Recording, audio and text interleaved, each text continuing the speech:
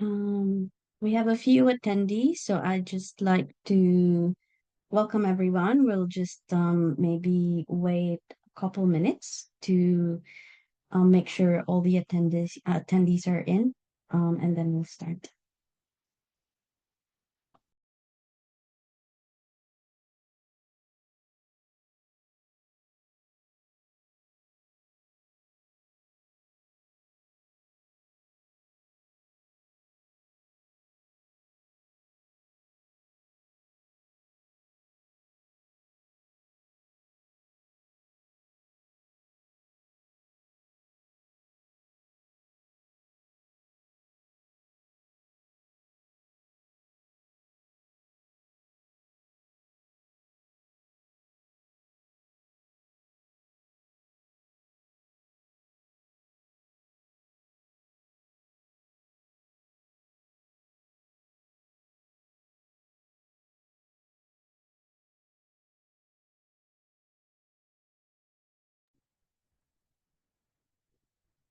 Great.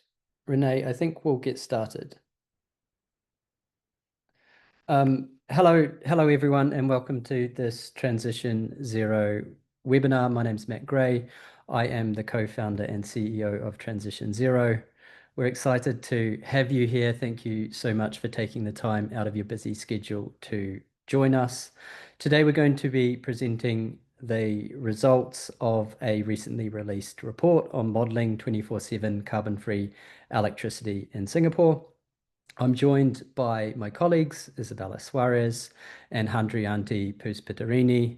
Isabella is going to present the result findings, whereas Handrianti is going to be on the panel talking about some of the nuances of the modeling underpinning this report. We're also joined by some great panelists, Bala Vishwan from SE for All, Lorenzo Mancini from Peak Energy, and Perapat Vitasarion from the International Energy Agency. Just to note that this webinar will be recorded. And some housekeeping before we get started. We have allocated 10 minutes of Q&A. If you have a question, please do put it into the chat. You can do so by hitting the Q&A icon at the bottom of the screen. If we can answer your question straight away, we will. Otherwise, we'll take it through to the Q&A session. Next slide, please. For those of you who aren't aware of Transition Zero, we are a climate analytics not-for-profit. We were established in 2021 to help analysts in emerging markets and developing economies with energy transition planning. We have three core activities. The main thing we focus on is no-code grid modeling software, but we also provide open data sets which make our software easier to use, and also have market analysts on the ground in the countries that we operating, supporting stakeholders with both understanding our data and using our software efficiently. Before I hand it over to Isabella, I just want to quickly explain what 24/7 CFE is for those of you who aren't familiar with the topic. 24/7 CFE is a demand side measure. It is a way for corporations to purchase and account for clean electricity on an hourly rather than annual basis.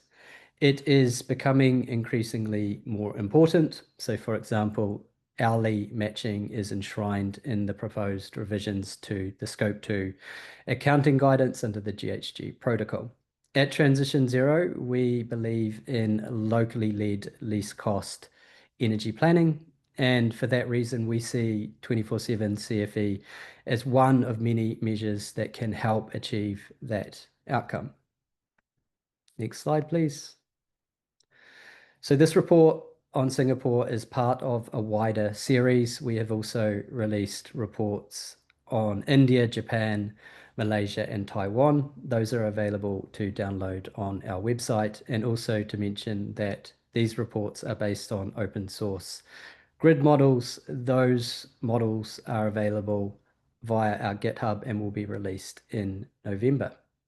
Next slide, please. One final point before I hand it over to Isabella is Scenario Builder is available in 11 countries currently. including Singapore and several Southeast Asian countries. We are currently in public beta. So if you are interested in using our software, please do so. You can access it via our website, and we appreciate any feedback that we can get. Next slide, and over to you, Isabella, to present the report findings. Good afternoon, everyone. Thank you so much for joining us today, especially amidst quite a busy week in the SCN. So I'm Isabella. I'm the Southeast Asia analyst at Transition Zero, and I led the analysis side of this report on Singapore.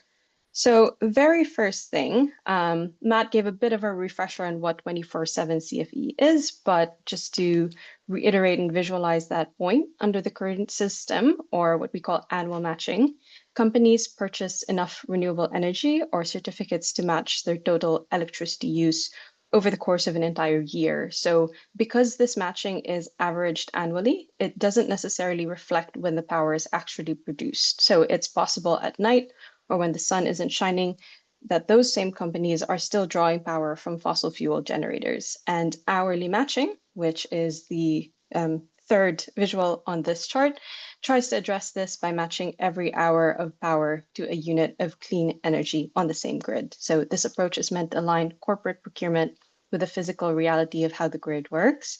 So this moves carbon accounting towards something that is more time-based and location-based. Singapore is a very interesting market for this. It's dominated by important gas generation, and it's a small market with limited domestic potential for alternative power sources. But because of this, it's often at the frontier of decarbonization efforts. So it's very interesting to consider something as ambitious as a 100% hourly matching, so 100% of the hours of the year, where for commercial industrial consumer demand, or a subset of that in the study, to be met by carbon-free electricity. Before I get into the findings of our report, I'd just like to take 5 minutes to go through our methodology. Okay. So we were interested in 5 research questions that are on the screen, but just to summarize top line, we were interested in exploring the implications of shifting from an annual matching regime to an hourly matching regime for a subset of market participants. We wanted to know what the system costs, capital investment requirements, and emission reductions potential for both the C&I consumers would be, as well as the wider benefits to the system. And we were also interested in looking at different carbon technologies that might be needed to address 24/7 CFE. To get to these answers, we ran a similar modeling exercise to previous studies done in Europe and the US. So these have been conducted at TU Berlin, Princeton University, and we've adapted and improved this methodology for Asian markets. But this wouldn't have been possible without their work and without the support of google.org.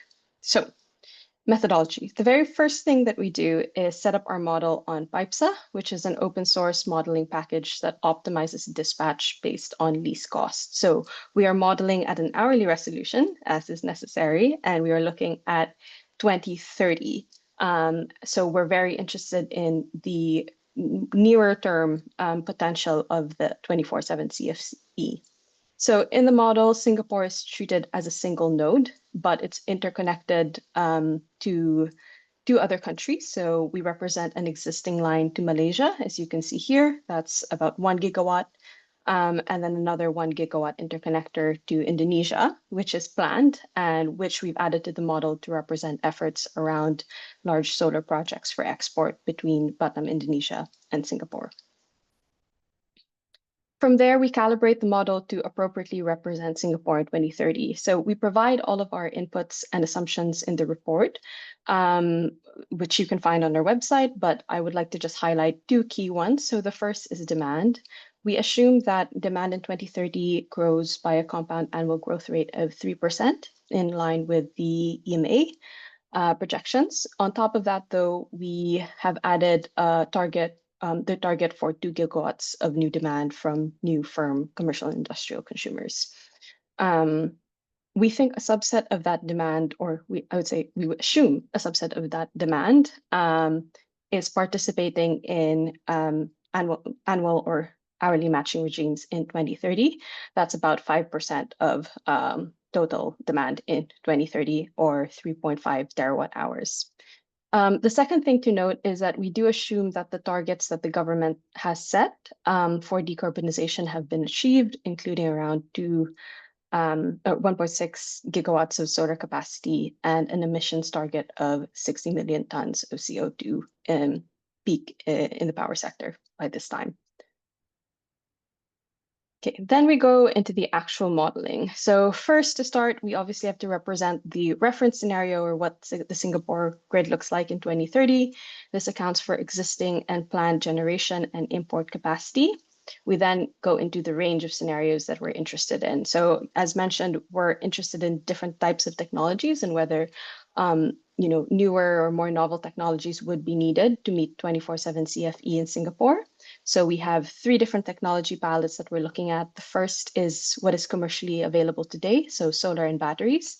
The second is those 2 technologies with the addition of long duration energy storage.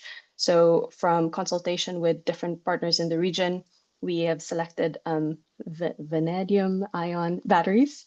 Can't say that with my accent, but that's long duration energy storage of up to 10 hours.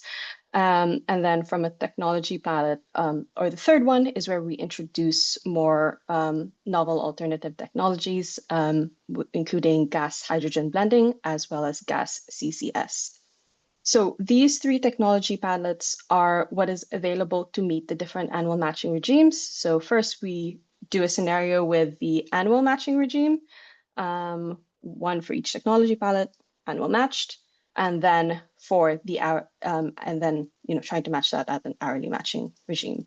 So for this, we understand that 100% can be quite ambitious. So we were also interested in testing different levels of rigidity for matching. So we go from 70% to 80%, 90, 95, 99, and then 100%. So each scenario represents corporates meeting their demand through new clean PPAs, with the model building the mix of solar and batteries, and in some cases, the other clean dispatchable technologies. So one scenario is about 22 runs. For Singapore, we did 3 additional sensitivities testing different utilization of interconnectors. So there was really quite a lot to go through, which takes us to the findings. Too long, didn't read, TLDR. Let me start. We found that for this 5% of grid electricity demand in 2030, 70% CFE is when capital investment requirements are lower than an annual matching regime. So we are looking at a capex of $212 million US. That's about $16 million US less than what we would need to build for annual matching in 2030. And this comes with already quite a few benefits to the grid. The main one that we've identified is a fuel savings cost of $185 million US.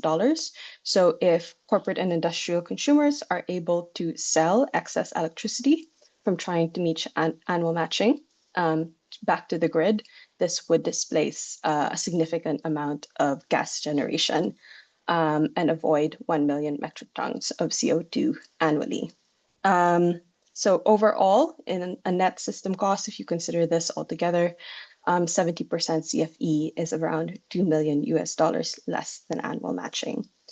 When we look, though, at the emissions reduction story, it's quite a bit more complicated. So at 70% CFE, the emissions that you are getting is slightly higher than annual matching. But on the chart on the right, you can see why there's still a case for hourly matching. The emissions reduction potential over time and at higher CFE scores is higher, while for annual matching, that the potential for that is capped. If we look into the capacity requirements here, so that 70% CFE and those benefits I mentioned, that comes from building approximately 2.6 gigawatts of solar, backed by 0.5 gigawatt of batteries. These capacity requirements are 19% lower than annual matching, which is why you see, the corresponding savings in terms of CapEx costs. To reach hourly matching, solar capacity would need to double from 70% CFE, and battery capacity would essentially need to triple compared to the 70% case. But it's important to note, and maybe the main thing that I will say on this chart is that the combination of solar and batteries alone can take Singapore to 100% CFE. So with this subset of demand, CFE is achievable with today's technologies. But if you look at the right-hand side, however, this would require more ambition over the domestic solar build-out within Singapore beyond the 2 gigawatt government target today. Now, same chart on the left-hand side, we're still looking at capacity, but now we're also reflecting on the annualized capital and operational cost of pursuing CFE. So if you look at the cost and the capacity, getting to 100% is a leap, not impossible, but clearly more expensive. Annual matching and CFE 80, which is the third column on each of these charts, that's where you see the benefits of CFE matching that of annual matching in both costs and emissions impact and capacity requirements, with the added benefit of being far more aligned with how a real grid operates and how power is delivered. Above 80%, the costs really start to rise, especially at that final 1% of power. But if you remember from our first slide, this does unlock deeper decarbonization. This is why a range of hourly matchings was something that was really important for us to reflect and frame, because at 70% CFE, it's cheaper than annual matching, more aligned with how the real grid operates, and the cost and capacity goes up over time. But if you stop at annual matching, you're putting an artificial ceiling on how much impact procurement from these hyperscalers can have.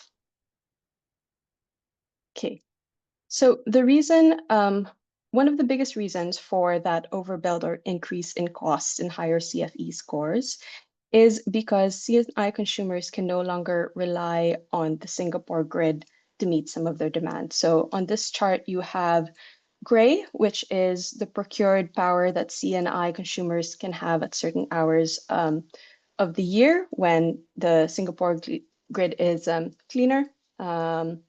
And in the red, you have the C&I PPAs that they've built to match their demand. And in the light gray, you have sellback of excess power to the grid.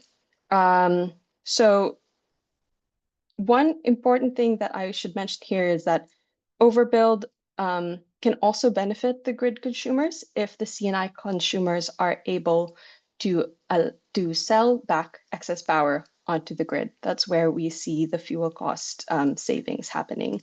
One thing to note with our methodology is that we do cap the amount of sellback to the grid. You'll see the lighter gray is maximized across all of the scenarios. We cap that at around 15% of C&I consumer generation.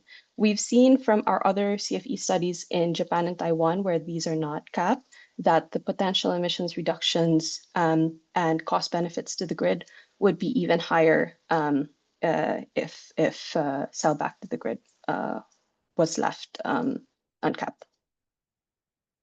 Now, we've talked about solar and batteries, but let me go over what CFE looks like and whether it's different when you introduce other technologies. The short of it is yes, but in a very limited capacity. So we only saw the system optimizing for these technologies like gas hydrogen and gas CCS at around 99% or 100% CFE. And they were only being deployed at very low capacities, as you can see in the left-hand chart on capacities. So this does reduce solar and battery overbuild at higher CFE scores.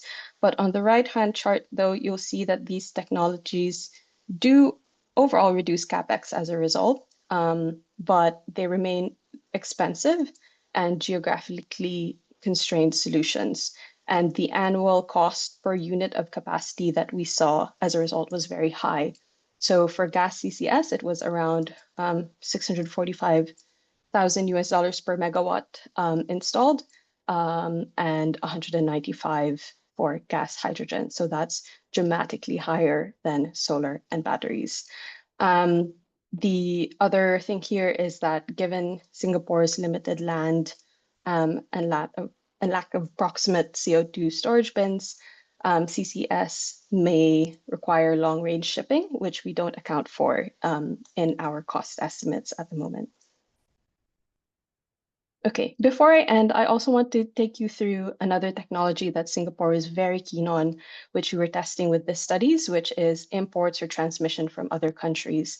So Singapore has a lot of ambition over interconnector with its neighboring countries, and our study does affirm this strategy. So we're looking here at the results of a sensitivity analysis, where we're testing the main Singapore grid with interconnector to Indonesia, where that interconnector is delivering only solar-powered generation from Indonesia. So that's 1 gigawatt of interconnection being utilized at a 70% requirement in line with what the EMA requires. This would add 6 terawatt hours of clean power imports to Singapore annually and would displace gas generation on the main grid by about 9 percentage points. And that pushes the utilization factor of gas plants from 75 to 85%. But that does bring the base CFE score, or the amount of renewable energy on the grid, from 2.6% to 10%. Total capital investment cost of this whole project is estimated at 45.3 billion US dollars, but annual savings from having this interconnector available would be equivalent to 440 million annually, due to the decrease in gas generation. Okay, so that takes us to the end.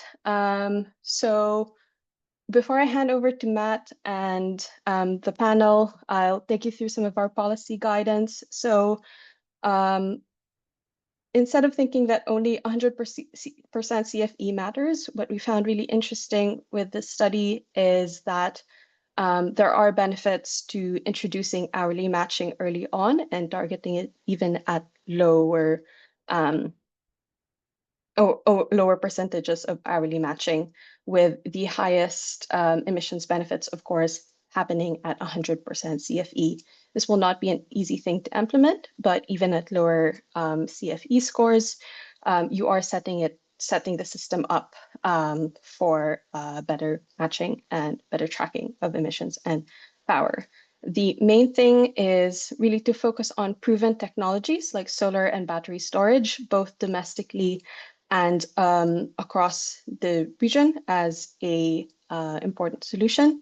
And likely another recommendation that we have is regional interconnectors, and exploring what that looks like, both in the context of the ASEAN power grid, where it's trade and private sector investment. Okay, I'll stop there. I think I made okay on time, but if you're interested in the findings of this report and want to get in touch, please do take a look and download it today, and reach out if you have any questions. Thanks very much. Thank you, Isabella. And you were perfect on time, so well done. We have lots of questions. So Isabella, I'm going to ask both you and Yanti these questions. So if you could just come back on screen. Sorry, you don't get away that easy. And we can just go through these questions now. The first one is, where do you see the future of hydrogen, CCUS, and nuclear energy in these scenarios? So for these technologies, we allow the model to build them in line with Singapore policy. So as you can see from our results, we do allow hydrogen and CCUS. Yanti will correct me if I don't think we've tested nuclear in these models, but given that it's very near term, we don't see it being built out to massive capacities because it's quite costly. in the nearer term, but this could change as costs go down. It is quite a key part of Singapore's strategy. Yeah, Yep. just want to add a little bit on that. So we include the hydrogen and gas CCS, especially on the CCGT plus CCS in the technology palette 3.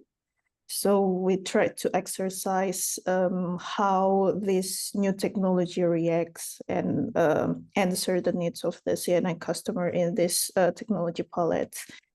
We use the source of the price, the future price of hydrogen from IEA, and gas is from the S&P Global Commodity. And for the tech cost of both gas CCS and hydrogen, we use the ones from BNEF and from METI Japan, because there is still no real implementation on the ground. Great, thanks, Yanti. And I guess just while we've got you, there's a couple of follow-up questions which are very model related. The first is the solar and storage capacity approximations is expected to be local imports or a mix of both? Yeah, if we talk about them on the CNI grid itself, we try to constrain it with the maximum potential of the Singapore itself, since there is like the limitation of the lands and others. For the Singapore main grid, we include not only locally, Isabella already mentioned that we also include the imports from Batam, Indonesia, for supplying the demand in the main grid, and indirectly will also supply the CNI grid. Great. And just a final question, which is, did you consider outages in your model? Yes, because we use the pipe sign. Here is the dispatch model.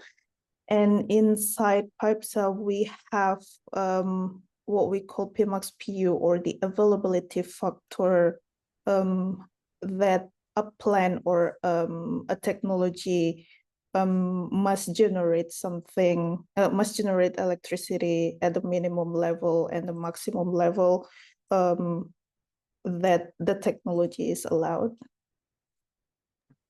Great. Thank you, Yanti.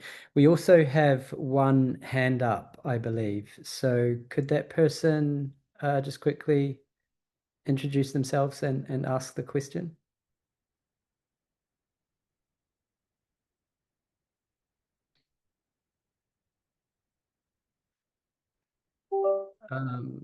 Wendy. I've allowed Wendy to speak. I'm not sure if she's still around. Okay. So maybe we're having trouble getting through to Wendy. So let's move ahead into the panel discussion. So what we're going to do here is I'm going to ask each of our panelists to quickly introduce themselves, give a 1 to 2 minute reflection on the report, and then I will ask them a follow-up question based on their experience and their skills in the energy sector. Yanti, I want to come to you first. You've introduced yourself, so you don't need to do that. But I think it would be really good to hear your perspective. You've been slaving away on this report and doing this modeling for many months now. And I know there were numerous challenges with regards to getting the model to solve and dealing with a number of the constraints associated with modeling Singapore. Do you want to just give us some quick reflections on what you see from a modeling perspective in terms of this transition from annual to hourly matching and how that's going to affect the operational characteristics of the main grid on Singapore? Yeah, thank you for that question, Matt. Maybe I will just like introduce myself a little bit. I'm Yanti. People call me Yanti, and I'm the energy modeler in Transition Zero, and I'm the one that did the model runs alongside with Isabella, who did the analysis for this report.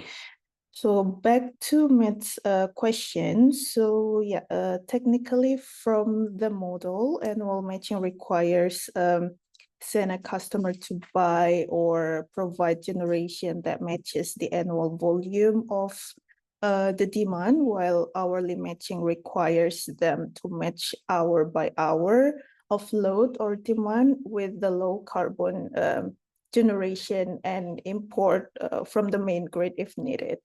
By having this simple principle in mind, annual matching can underestimate the emissions, especially during the peak hours at the evening and the morning times. And these times can, of course, be supplied by the stored excess solar generation, but it won't be 100% enough. So electricity from the main grid that is heavily supplied by gas for the case of Singapore will enter to the CNI grid. And in the case of main grid itself, there is also the possibility to get the excess low carbon electricity in both annual and hourly matching regimes. Using annual matchings, the excess solar technically can be exported to the grid, but it doesn't always displace fossil-based generation because those hours may be already clean. Hourly matching changes that. It rewards more the excess clean supply better at the high emission hours and also cutting system-wide emission better. So this time shifting and system impact on emission may not be captured correctly in the annual matching. So in short, exercising hourly matching, moving from annual matching obliges the customers to measure and plan in the more granular way, also including to do the energy modeling, that is more in a comprehensive way to answer when they need low carbon generation, when they need imports from the main grid that is still heavily supplied by fossil fuel, and also is the grid flexible enough to answer this need. So all of those questions must be considered holistically by the customers and also grid operators. Thank you, Yanti. I'm now going to turn to Lorenzo from Peak Energy. Over to you, Lorenzo. Yeah, no, hi, I'm Lorenzo. Peak Energy is an independent power producer, so we are a developer of solar and energy storage system across Asia. So Singapore, but then also Southeast Asia, Japan, and Korea. We are seeing more and more, I think, an interest for 24/7 carbon-free energy. It comes typically from the most sophisticated corporate customers. So it's the customers which maybe typically have already achieved their renewable targets, or the first step of their renewable targets, or the yearly coupling, let's say, and they have enough renewable energy on a yearly basis to be 100% renewable. Now they're moving towards a timestamp, so an hourly matching, which is 24/7 CFE. Okay, I think that from the developer point of view, we are offering this, even if it is tricky for the customer to achieve, or to even without going the full length of 100% CFE, like you mentioned, but even 70%, 80%, it's already a very challenging target to achieve.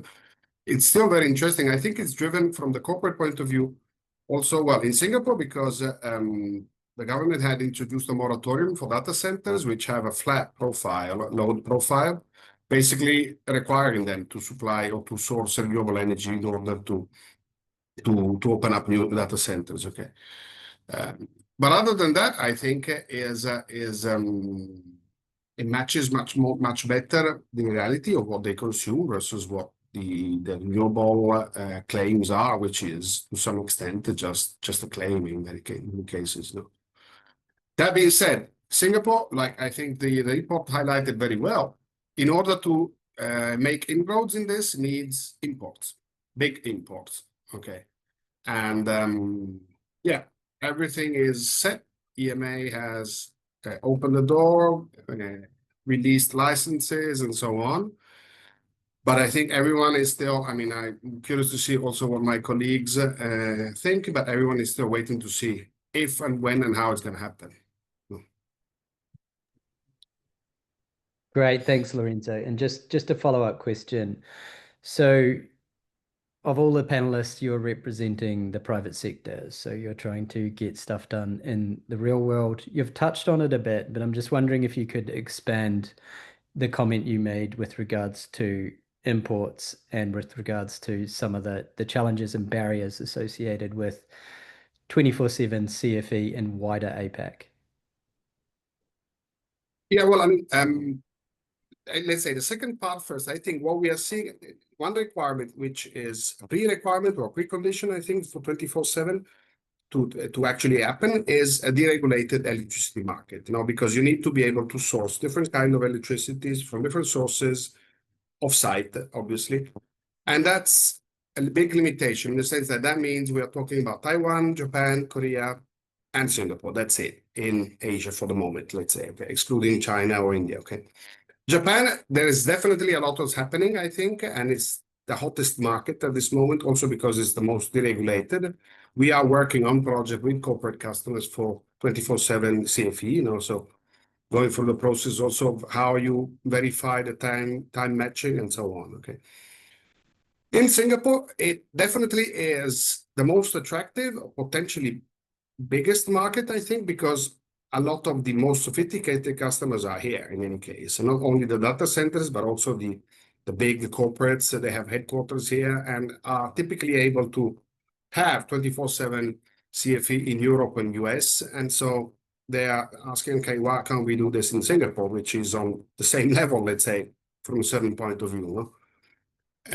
But I think the difficulty here for the import project is not really technical in the sense that the cable or the undersea cable, the distances are not as big, especially with Indonesia. So the technical part of it, and there's plenty of space in Indonesia to install the panels.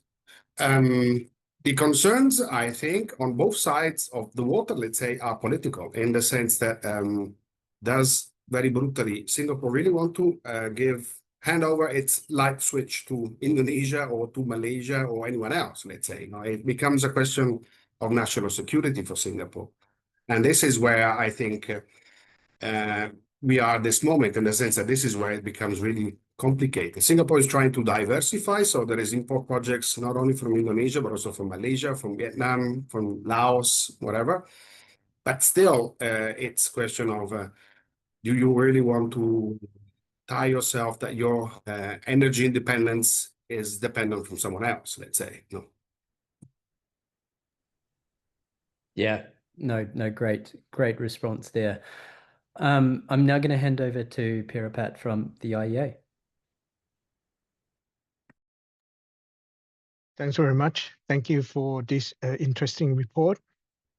Just going back to the last questions on the reliance on import, right, from Singapore, and political will is an issue, and it's not only one country, but involving multiple countries, especially with the subsea cables that go through the waters of different countries. But it's something that we can, another issues altogether, which we can also discuss more detail. But I just want to reflect on this report as well, that because IEA also looked into this issue a couple of years ago, where we published a report on clean energy procurement, which you might have seen. We did together with Google as well, to show that companies set more granular goals, not only just hourly, but also sub-hourly, because of the increase in solar generations, which have this variability.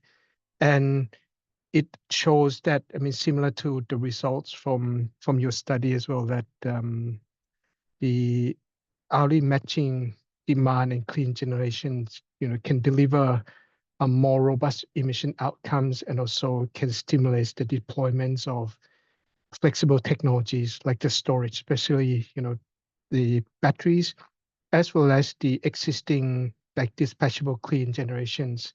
This is, to achieve the net zero emission targets.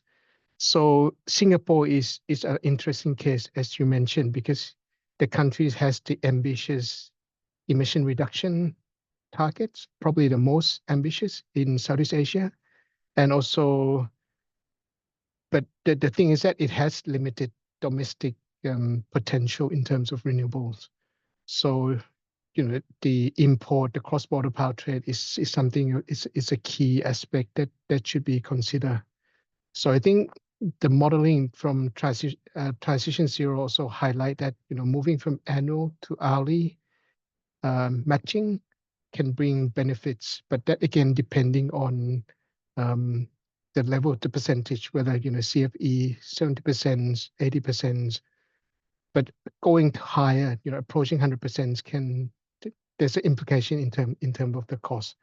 So I just want to reflect these aspects. I'll leave it at that for now. No, all really excellent points. And I guess just a follow-up question on all of that.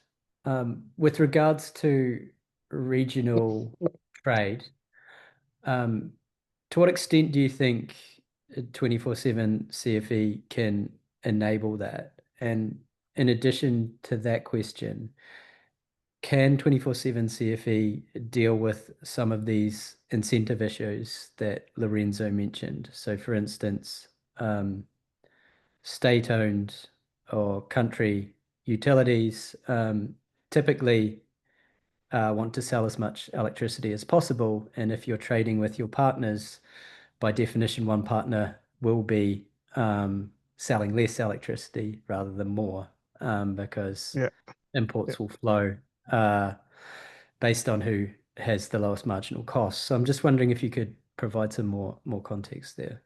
Yeah, that's an interesting point, as I mentioned, because I think the cross-border power trade, particularly for Singapore, will be the key aspect, for their energy future, because that's why they have this plan compared to other countries in terms of how much they would like to import.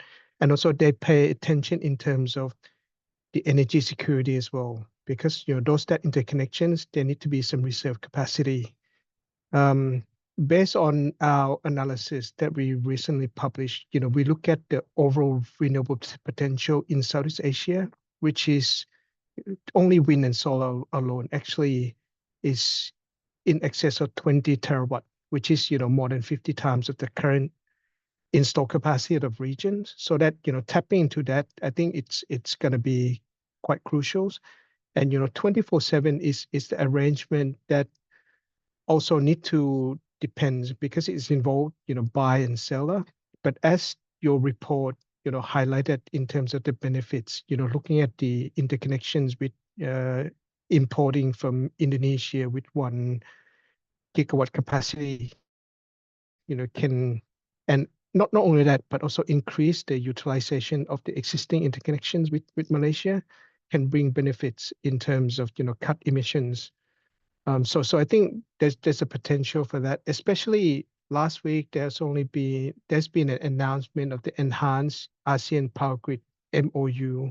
So that could also provide support. But as mentioned, technical aspect is not the issue. I think the political wheels and regulatory framework is the one that, need to be looked into. And ASEAN consists of, 10 ASEAN member states, soon to become 11.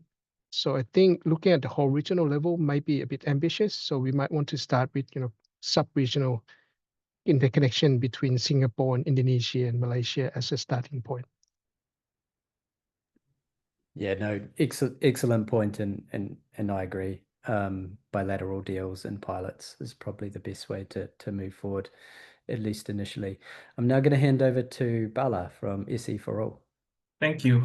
Thanks, Matt, Yanti, Isabella, and the other folks from Transition Zero for organizing this webinar. So my name is Bala. I am an energy officer. I work with SE for All.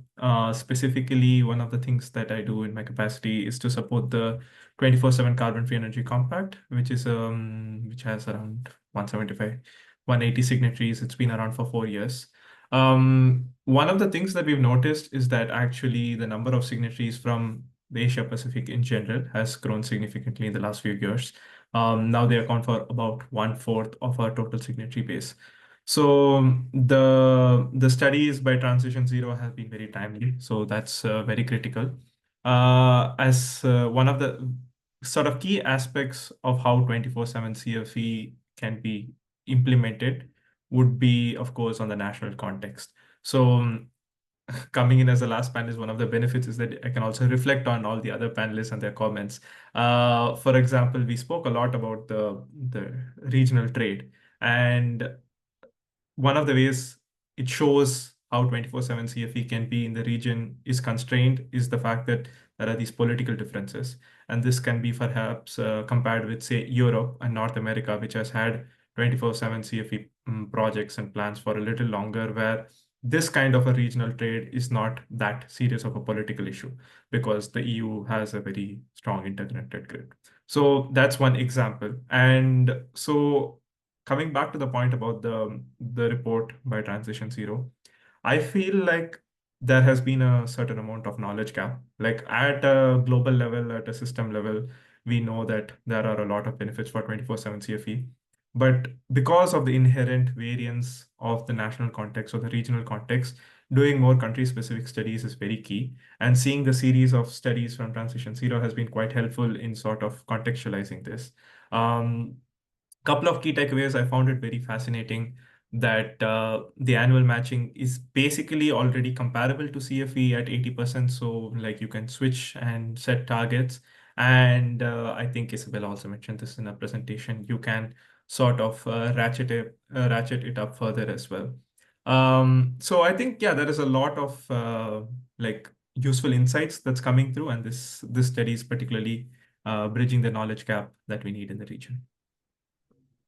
Thank you, Vala. So yeah, the country and local context, as always, is really important. Just to follow up on that point, with regards to Singapore, it has a liberalized retail market and therefore technically is well placed to offer hourly matching to CFE consumers.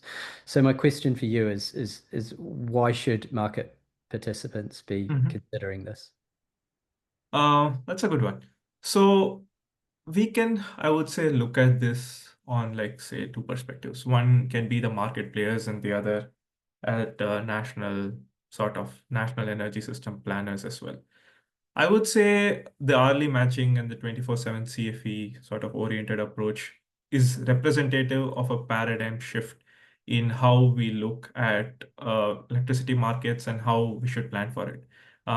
This is sort of it's closer to the real energy system. And one thing, for example, we are discussing studies and the findings for like until 2030 with say 5% participation from CNI. I'm certain the numbers might change if we look beyond 2030 when we really start hitting at the net zero boundaries and like there is perhaps a greater uptake from CNI. So I personally feel that like the sort of emission saving benefits or how much we can push in terms of emission reduction through 24/7 CFE is higher. So that itself is a fundamental sort of future-proofing rationale for countries and say system planners or distribution companies or all stakeholders involved in planning grids to account for an hourly system. And of course, for market players, there are these obvious metrics like the changes in GHG Scope 2 accounting practices, which provides more incentives to track your emissions profile on an hourly basis and sort of being prepared. Particularly for Singapore, I think it is interesting because as a lot of the discussion on 24/7 CFE, at least like the case studies that we do through this 24/7 CFE compact have been centered around Europe and North America. And I particularly think that Singapore can become like it's perhaps the closest in terms of actually running like doing an actual implementation of a 24/7 CFE projects in the region. So it can become an anchor. It can sort of establish what are the principles, the learnings, and it is also well placed in terms of the off-takers. I think Lorenzo mentioned the fact that there are a lot of these hyperscalers, which means that that is perhaps the best business case in the region for Singapore to take this on. And yeah, we have all the tools in place. Technologically, it's fine. We have partners like the Energy Tag. They have a granular certificate scheme, which can help sort of build the trust in the accounting mechanisms. And you have solar and storage technologies as well proven. It's now mostly just about operationalizing it and then scaling it. So yeah, that would be my take. I think there is a real prospect here in the region. Yeah, no, thank you, Bella. And I agree. I think, Singapore has the money, it has the rules.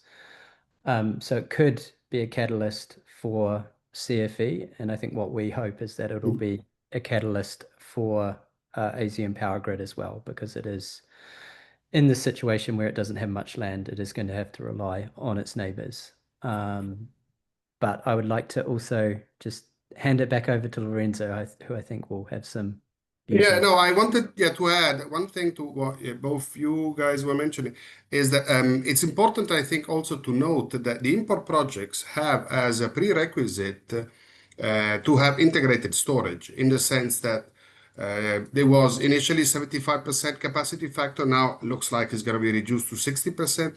But basically, to import 1 gigawatt of capacity from Indonesia means that there's going to be 6 or 7 gigawatt peak of solar, and then there's going to be batteries to be able to basically use that. So the way that the import projects are structured, they're structured this way because it's required to maximize the utilization of the undersea cable, basically, which is the bottleneck in terms of costing of the project. No?